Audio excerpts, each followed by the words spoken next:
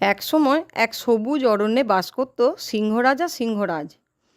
তিনি ছিলেন বনের সকল প্রাণীর অভিভাবক, কিন্তু হৃদয় ছিল অত্যন্ত কোমল।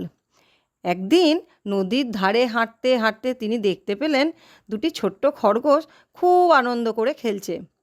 খরগোশ দুটি হাত ধরাধরি করে নাচছিল, আর তাদের হাসিতে চারিদিক যেন গুঞ্জরিত হচ্ছিল। সিংহরাজ একটু এগিয়ে এসে বললেন, তোমরা এত খুশি কেন? খরগোশরা হেসে বলল, আমরা শিখেছি যদি একে অপরের পাশে থাকি তবে কোনো ভয় আমাদের কাবু করতে পারবে না।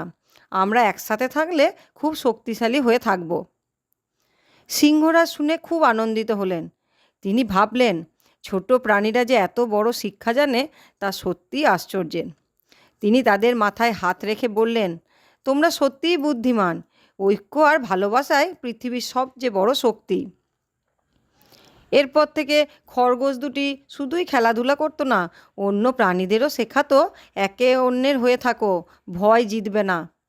ধীরে ধীরে পুরো বনে ঐক্যের পরিবেশ তৈরি হলো।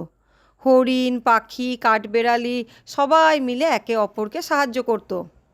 সিংহরাজ গর্ব ভরে দেখতেন, আর তার বন এখন থেকে শুধু শক্তির জন্য নয়, ভালোবাসা আর একতার জন্য বিখ্যাত হয়ে উঠেছে। এইভাবে খরগোশরা ছোট্ট শিক্ষা সবার মনে জ্বালিয়ে দিল আলো।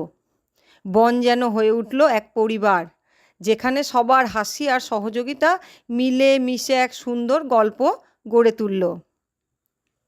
এই গল্প থেকে আমরা শিখলাম যে একসাথে থাকলে বড় থেকে বড় বিপদকেও জয় করা যায়। আমার বলা গল্পগুলি যদি আপনাদের ভালো লাগে তাহলে প্লিজ লাইক, শেয়ার আর সাবস্ক্রাইব করে দেবেন।